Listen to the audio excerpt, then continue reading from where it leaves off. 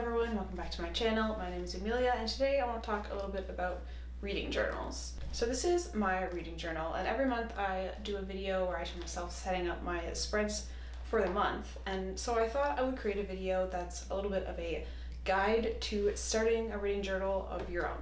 So I'm going to kind of split this video into a few sections based on the different elements of creating your reading journal. The first thing I want to talk about is the two types of reading journal that I have found. And these aren't set in stone types, your journal doesn't have to fall into one or the other category. It's just that most reading journal content that I've seen seems to fit into one of these two categories. So the first style is the chronological reading journal, and this style is usually organized with a yearly section and then subdivided into monthly sections, and in each month you will probably have your reviews of each book that you've read, and then the yearly section contains more overarching things like your TBR or reading challenge. And then the second type of journal that I've seen is the more freeform or freestyle journal. It might still have yearly divisions, but likely not monthly, and it mostly consists of spreads that are just kind of created when the mood strikes. So you might have stuff like a reading challenge or a TBR just anywhere in the journal. It doesn't matter, it's all kind of freestyle. So when you're setting up your journal, you don't have to specifically set out to follow one of these things, but it does help to kind of decide how you're going to structure your reading journal, what kind of spreads you want to include, and how you want to go about setting it up. So I think the most important step in setting up your reading journal is deciding what you want to get out of it, because the pages, spreads, and styles that you are going to use depend a lot on what you want to actually get out of using and creating your reading journal. For example, record keeping, you might just want to use your reading journal to keep track of the books you've read or other reading stats. You might want to improve your critical reading abilities, so using your reading journal to write reviews of books and deconstruct why you liked them or didn't like them. Or maybe you want to broaden your reading, and so you're going to use your reading journal to create spreads for reading challenges or things that inspire you to read outside of your comfort zone. Alright, so let's talk a little bit about the supplies that you're going to need for your reading journal. So the first thing you're obviously going to need is the journal itself. Now, you can use any notebook that you want really for your reading journal. I personally prefer to use a dot grid notebook because the dot grid allows you to easily create layouts using the dots as a guide, but they get less in the way than a ruled notebook would, but provide more structure than a blank notebook. So currently I'm using this one, as you've seen before. This is a square notebook by Ferris Wheel Press featuring the dot grid pages. What I like about this one is the square shape, which provides a lot of space on the pages for writing reviews. I like that the cover is soft, it feels quite nice, it's a pretty color, and the pages are a decent thickness, so there is some ghosting with this notebook if you use a lot of heavy inks, but it's not too bad. It doesn't bother me that much. And this is also a Canadian company, so if you're Canadian like me and you want to support Canadian companies, this is a good option for that. Next up, we have the bullet journal from Shop Amanda Rach Lee. This journal is nice and sturdy. The pages are quite thick, so there's pretty much no ghosting. It's also a dot grid. The problems that I have with this notebook, it was kind of expensive. The shipping is quite expensive. And also the cover damages really easily. It shows a lot of damage, divots in the soft leather. So that's something to keep in mind, but it is quite pretty. They come in quite a few nice colors, and yeah, as I mentioned, the pages are really thick, so it's good for you if you're intending to do a lot of drawing straight into your notebook, because then you will not see it bleeding through onto the next page. Next up, we have the Notebook Therapy Journal. Now, the good thing about Notebook Therapy is they have a wide range of designs, so you can get different colors, different little designs, and they come in different shapes and sizes, so you can choose something that works best for you. They also have quite thick pages, so again, if you're going to do a lot of art and drawing, you will have minimal ghosting with this paper. And the downside is that they are quite expensive and the shipping is kind of slow, so that's just something to be aware of. Now, for a more inexpensive option, which I do recommend trying if you have never done reading journaling or bullet journaling before and you're not sure if it's something you're going to stick with, is the Artist Loft Dotted Notebook. Now, as you can see, this still has the packaging on it. I haven't used this notebook yet, so I'm not totally sure about how the performance is. It's 120 GSM pages, so It's not the thickest, but I think you could get away with quite a bit on this. Like, it feels quite sturdy. Yeah, so I don't have too much to say about these because I haven't really used it, but it seems to be well constructed. The pages are numbered and dotted, so if you have a Michaels nearby, you might want to pick one of these up. Oh, the one thing is that when I was there, at least, they didn't have a lot of variety of colors, and this isn't like the most exciting color, so if you're looking for fun designs or colors, this is not going to do it for you, but you could probably put like some stickers on there or something to personalize it a bit more. In terms of a few other brands, there's Archer and Olive. They have a lot of pretty designs and covers, and they come in quite a few sizes, but I find them to be really expensive, and the shipping outside of the US is extremely cost prohibitive. And then finally, there's always the classic Leuchtturm 1917. These are good, reliable notebooks, but the pages are quite thin, so you're going to experience quite a bit of ghosting. But I did use them as my bullet journal for like 4 years, and it didn't really bother me that much. So if you're not the kind of person who's bothered by ghosting, they come in a wide range of colors. Moving on from journals, the next thing you're going to need is some sort of pens or markers. Now, the pens and markers that you choose and the amount that you're going to want is going to depend on the style that you want to use in your journal. Obviously, if you're going to go for a more minimal style, you can probably just get away with a ballpoint or two, maybe in some different colors. But if you want to draw and doodle in your notebooks, then you're probably going to want a little bit more variety in your color and type of pen options. So in terms of the pen that I use for like the general writing, like in the reviews for my journal, I just use the Uniball Vision Needle in the micro size in black. And I really like the flow of that pen and the blackness of the ink. But obviously for general writing, it really doesn't matter what pen you have, just pick one that you like or that you have. You don't always have to buy something new. For the line work of the drawings and stuff that I tend to do on my monthly pages, I use the Sakura Pigma Micron pens. And these are really great markers. Obviously, the ink doesn't smudge, they're archival quality ink, so they're really long lasting. However, they are very expensive pens. The only reason that I really use them is because I got some as a gift once a long time ago, and ever since then I've been hooked on them. They are such good quality, but they are, as I said, very expensive. So if you just go to like your local craft or like art store, feel free to pick up a more inexpensive option. It doesn't have to be expensive to work well. Another pen that you would have seen me use if you've watched some of my reading journals is the Sakura, I think it's called the Pigma FG.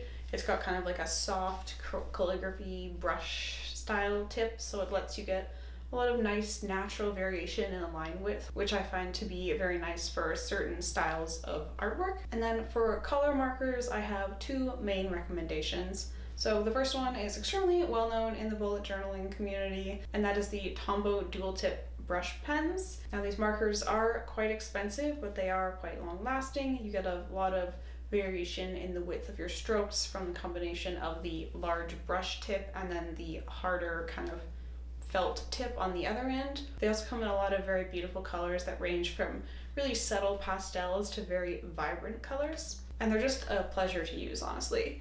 But there is no need for you to run out and buy a whole bunch of them at once if you're just getting into bullet journaling and drawing with markers and stuff and you're not sure if you're going to like it. If you're just getting started, I really recommend that you start off with the Crayola Super Tip markers because these are extremely inexpensive. You can get that set of like 100 either from Walmart or a craft store or somewhere locally. And there are a lot of really nice colors in there. They do tend to be a little bit more saturated, I guess, than some of the Tombows. Like you don't get as many subtle shades, but there are a lot of really nice colors in there. They have a decent lasting power, and you can get some good line variation by using the side of the nib versus the tip of the nib. And then a few other supplies that I use in my journals include tea stained paper.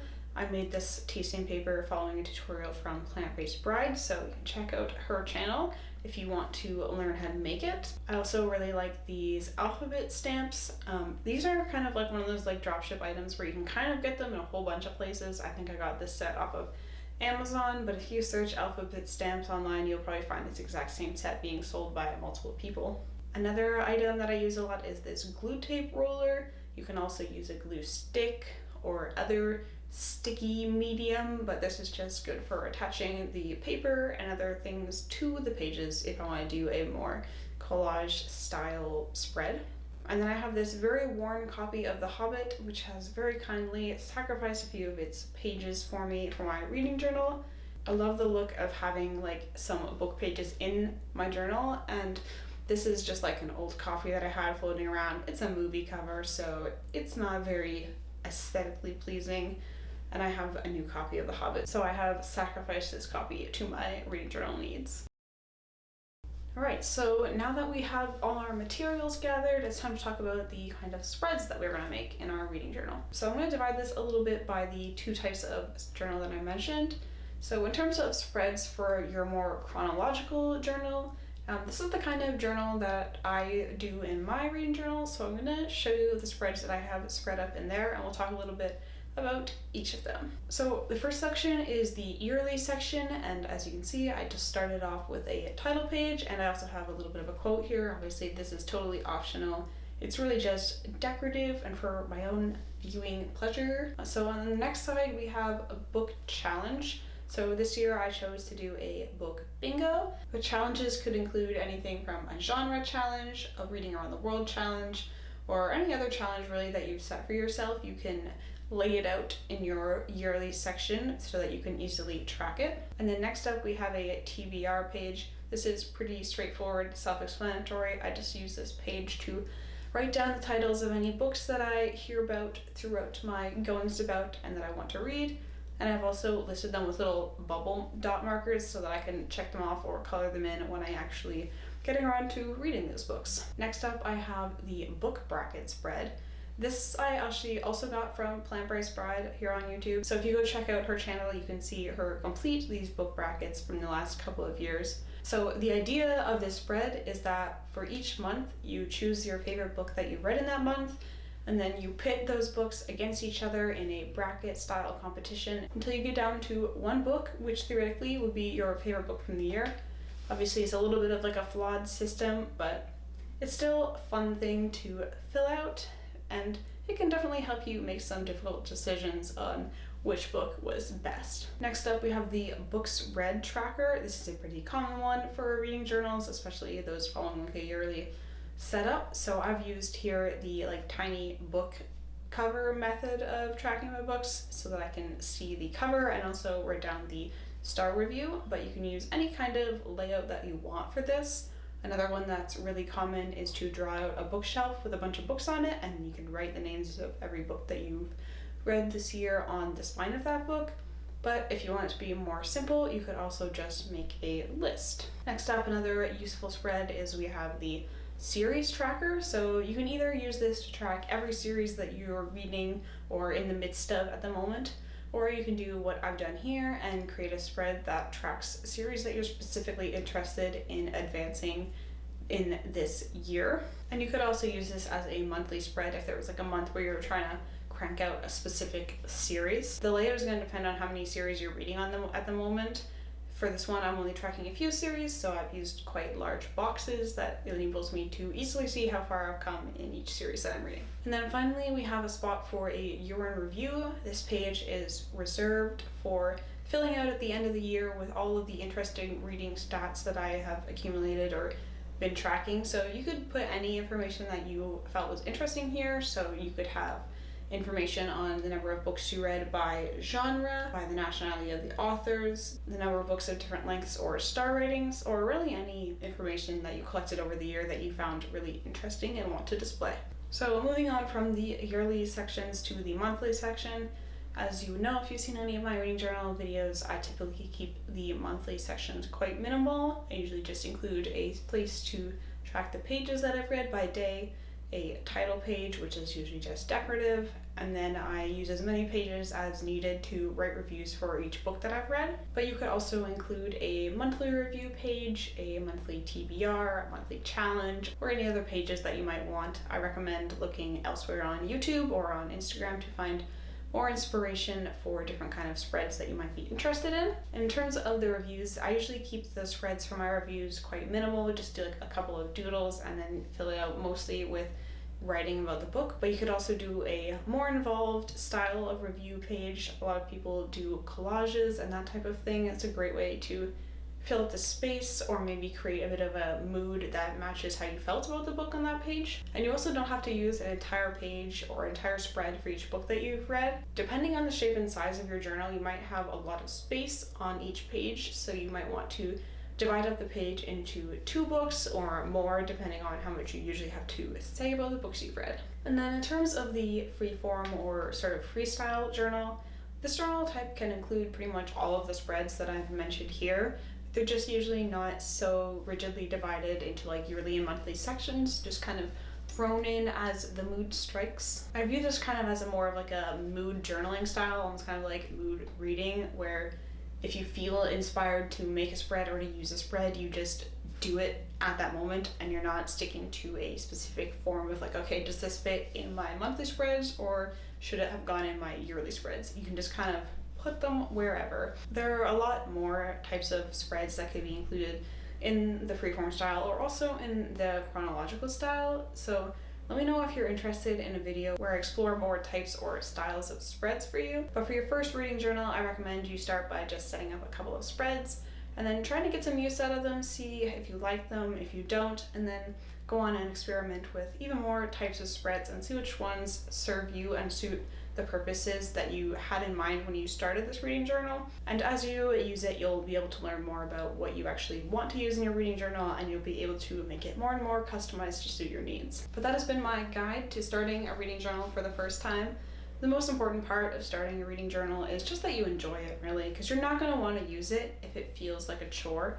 So I really encourage you to find spreads and styles that you enjoy using and creating. And as I mentioned, feel free to mix things up until you find a style of spreads and designs that suit you and your purposes. Best of luck with your journaling adventure. Thank you so much for watching. I will see you next time.